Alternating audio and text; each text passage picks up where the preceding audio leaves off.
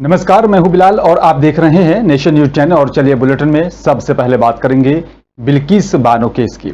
आप बता दें कि बिल्किस बानो केस में दोषियों की रिहाई के खिलाफ दायर याचिका पर सुप्रीम कोर्ट में गुरुवार को सुनवाई हुई। सुप्रीम कोर्ट ने इसको लेकर गुजरात सरकार से जवाब मांगा है और कोर्ट ने यहां पर राज्य सरकार को नोटिस जारी किया। 2 हफ्ते के बाद मामले की सुनवाई होगी। सुप्रीम कोर्ट ने पूछा है और आपको बता दें कि गुजरात सरकार के नियमों के तहत दोषी छूट के हकदार हैं या नहीं।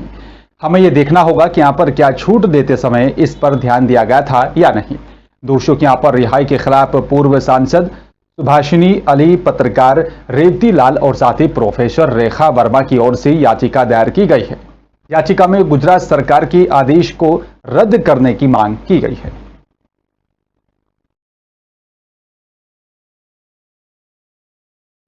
चलिए बात विदिशा की करेंगे। आपको बता दें कि यहाँ पर विदिशा जिले के यहाँ पर कुरवाई समुद्र पर बन चुकी थी और जब मैं हेलीकॉप्टर से देख रहा था तो यहाँ पर बेतवा नदी की भी बाढ़ से यहाँ पर कुरवाई नगर सहित ग्रामीण क्षेत्रों में जल भराव की स्थिति देखी जा रही थी।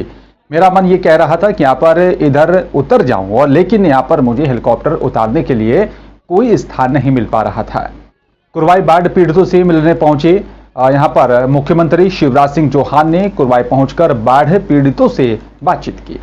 आपको बता दें कि यहाँ पर बेतवा नदी में जलस्तर बढ़ने से तहसील अंतर्गत सैकड़ों ग्राम और साथ ही नगर के वार्ड क्रमांक 13, वार्ड क्रमांक 10, 8 और साथ ही एक वार्ड में यहां पर बताया जा रहा है कि 500 से 700 मकान भी बाढ़ प्रभावित हुए हैं। आप बता दें कि यहाँ पर करीबन 200 यात्री पिछले 48 घंटों से फंसे हुए हैं और जिनकी व्यवस्था को लेकर क्षेत्रीय विधायक और साथ ही शासन प्रशासन लगा हुआ है।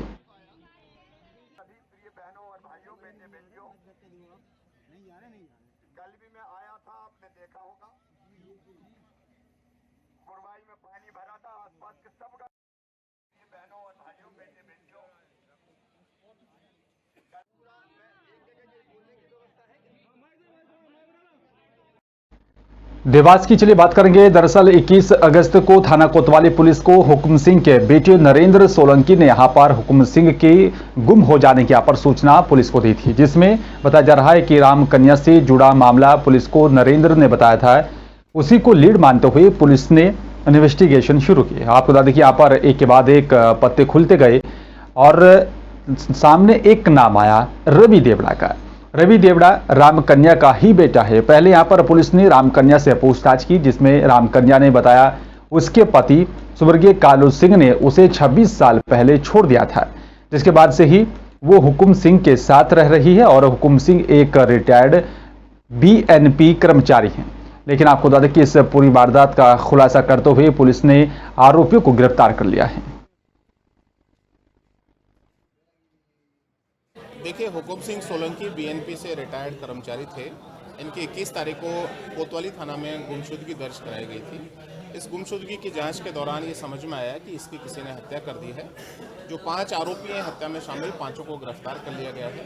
रवि देवड़ा नामक जो मुख्य आरोपी है उसने मृतक की संपत्ति के साथ संपत्ति के ऊपर वो कब्जा करना चाहता था, उसके ऊपर विवाद चल रहा था। उसी विवाद के क्रम में इस हत्या को अंजाम दिया गया है।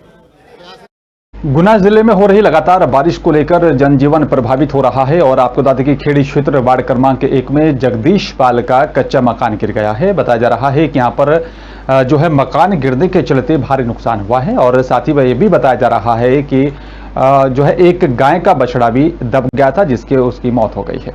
घर में रखा हुआ खाने का सारा सामान भी तहस नहस हो गया है। जगदीश पाल ने बताया कि यहाँ पर उनके पास एक ही मकान था और वो भी गिर गया है। साथ ही यहाँ पर अब लगातार इलाके में हो रही बारिश के चलते लोगों को परेशानियों का सामना करना पड़ रहा है और लगातार शासन प्रशासन भी सहायता पहुंचाने में जुटा हुआ है। क्या नाम है आपका? जगदीश पाल। हाँ, बता क्या हो गया? मेरा मकान गिर गया और मुड़ में बच गया मरद से। मैं बताऊँ बच्चे मेरे दब गया। कौन सी जगह है जी? नाना की बाट नंबर 1 और कलेक्टर साहब के निवेदन है, तहसीलदार को निवेदन है, पड़ोस का निवेदन है, एडीएम साहब को निवेदन है। मेरे बड़ी मुश्किल व्यवस्था नहीं है, बड़ी मुश्किल से कमरा किराया से मिला। कहाँ रह रहा है? एक कमरा लिया है मैंने किराया से।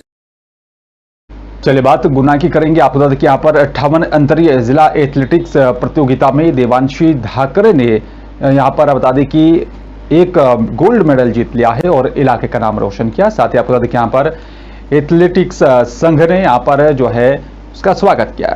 सचिव शिवराज सिंह भदौरिया ने बताया कि यहाँ पर टीटी नगर स्टेडियम भोपाल में 21 और साथ ही 22 अगस्त को 2022 प्रतियोगिता आयोजित की गई थी। इसी प्रतियोगिता में गुना जिले के खिलाड़ियों ने भाग लिया। प्रतियोगिता में सभी आयु वर्ग के बालक और साथी बालिकाओं ने यहां पर भाग लिया था, जिसमें बताया जा रहा है कि यहां पर 14 वर्षीय बालिका में जिले के यहां पर देवांशी ढाकरे ने पहली बार जो है ट्रायथलॉन इवेंट में गोल्ड मेडल जीतकर इलाके का नाम रोशन किया है। कहती हूँ अभी हाल ही में स्टेट लेवल में मैंने ट्रायथलॉन इवेंट में प्रथम स्थान प्राप्त किया है। ट्रायथलॉन में 3 इवेंट होते हैं, 60 मीटर रेस, शॉर्ट पुट और लॉन्ग जंप। उसमें उन तीनों में मैंने गोल्ड प्राप्त किया है।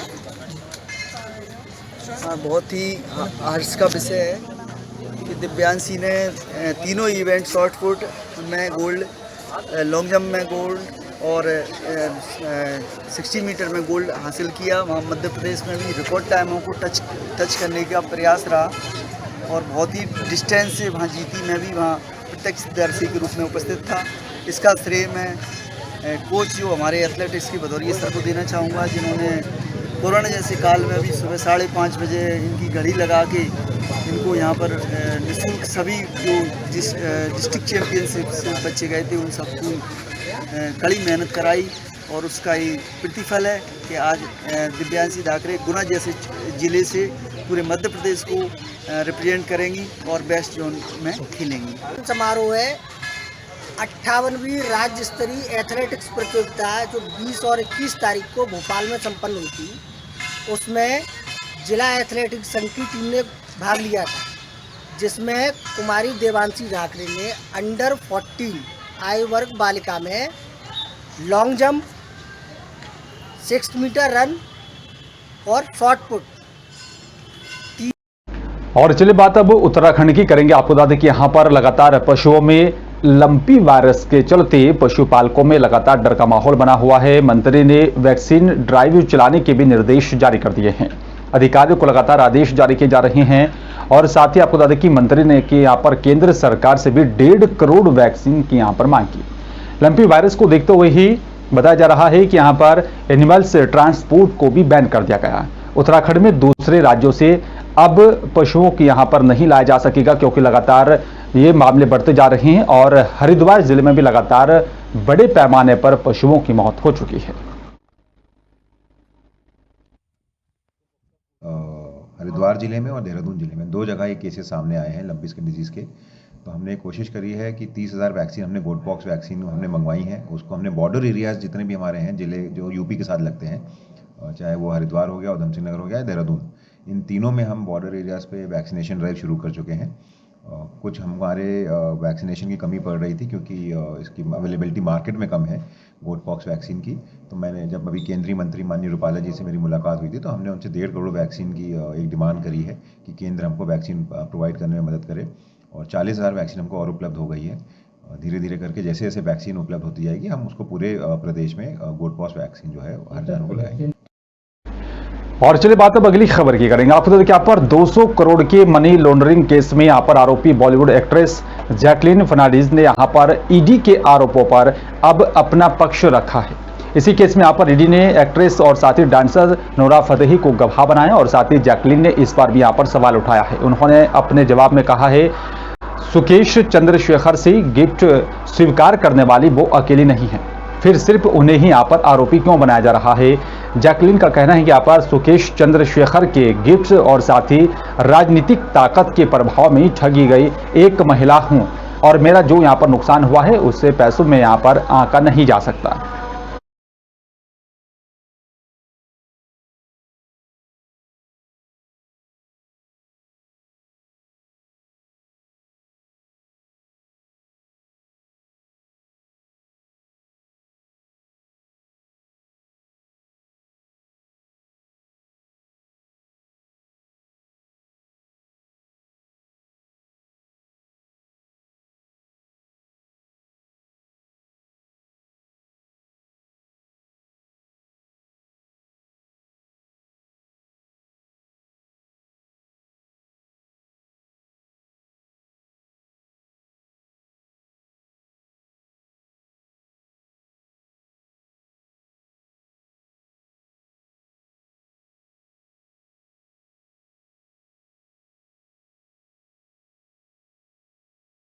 राजगढ़ की बात करेंगे। आपको बता दें कि यहाँ पर विधायक की मौजूदगी में ही ग्राम पंचायत मंडावरा में बिजली बिल को लेकर एक बैठक का आयोजन किया गया, जिसमें यहाँ पर जेई धर्मेंद्र सिंह ठाकुर ने अगले महीने तक सभी सुधार करने की बात कही है। विधायक ने कहा है कि यहाँ पर अगले महीने तक सुधार नहीं हुआ तो आंदोलन भी किया जाएगा। राजगढ़ जिले के यहाँ पर जो है बोडा डीसी के तहत ही आने वाले ग्राम मंडावर में इसी महीने यहाँ पर उपभोक्ताओं के बिजली बिल इस महीने 1750 रुपए से लेकर अधिक राशि का बिल बनाकर भेजा गया है, जिसको लेकर लोगों में यहाँ पर जो है मांग ये की जा रही है कि उनके बिल को दोबारा से ठीक किया जाए। नहीं, हमने आज जो हमारे सुपरवाइजर महोदय ने बुला के सब ग्रामीणों के समक्ष हमने बात करी है।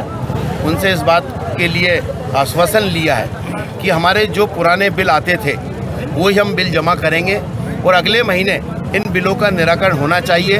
अगर निराकरण नहीं होगा तो हमने उनको बोल दिया है कि फिर हम जन आंदोलन करेंगे और चाहे चक्का जाम करना पड़े, चाहे जो भी आंदोलन करना पड़े, उसकी जवाबदार विद्युत विभाग रहेगा।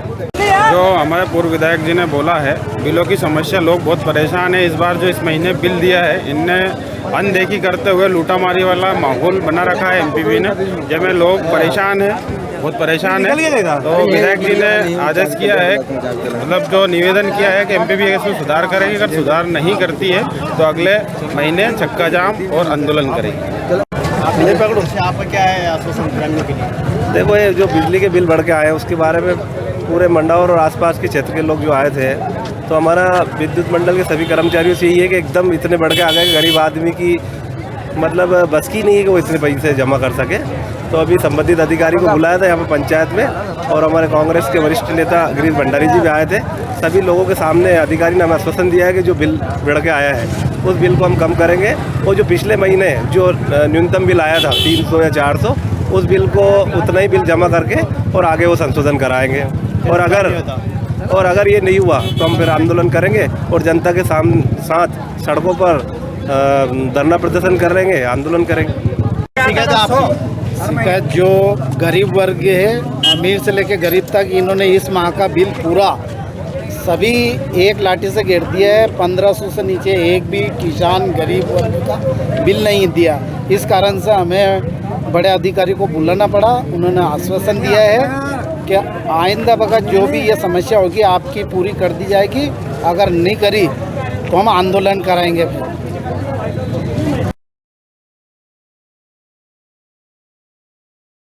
राजस्थान में बाढ़ से अब हालात बिगड़ने लगे हैं। सेना के जवान और साथ ही यहाँ पर आपदा प्रबंधन दल लगातार लोगों को बचाने में जुटा हुआ है। बीते 2 दिनों में 4630 लोगों को बाढ़ प्रभावित क्षेत्रों से रेस्क्यू कर सुरक्षित स्थान पर पहुंचाया गया।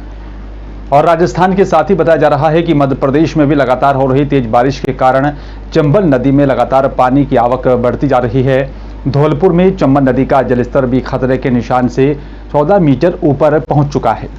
पार्वती नदी उफान पर है। और साथ ही आपको बता दें कि राजस्थान के 12 जिले में भी लगातार जो है तेज बारिश होने के चलते लोगों को परेशानियों का सामना करना पड़ रहा है। लगातार एनडीआरएफ की टीमें भी तैनात की गई हैं।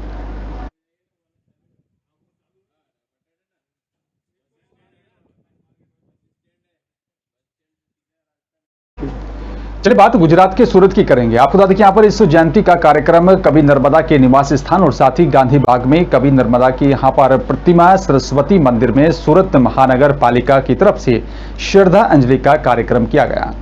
इसके साथ ही यहाँ पर बुधवार को कवि श्री नर्मद के यहाँ पर आवास सूरत के ही गोपीपुरा में भी यहाँ पर श्रद्धांजलि का कार्यक्रम सरस्वती मंदिर और साथ ही गंगा बाग चौक बाजार सूरत में भी किया गया। आपको बता दें कि यहाँ पर 24 अगस्त 1833 को यहाँ पर सूरत में पैदा हुए कवि नर्मद गुजराती साहित्य में पहली आत्मकथा दी थी। निबंध कोश और साथ ही जीवन कहानी, प्रेम और साथ ही शौर्य के यहाँ पर प्रतिमूर्ति और साथ ही समाज में प्रचलित अंधविश्वासों और साथ ही गुंडों के यहाँ पर खिलाफ लड़ने वाले कवि श्री नर्मद की जयंती के अवसर पर विधवाओं से यहाँ पर पुनर्विवाह कर समाज सुधार आंदोलन को भी आगे बढ़ाया था। सूरत महानगर पालिका के यहाँ पर महापौर श्रीमती हेमालीबेन बोगवाल और साथ ही उप महापौर दिनेश भाई जोधवानी सहित यहाँ पर कई गणमान्य लोग मौजूद रहे।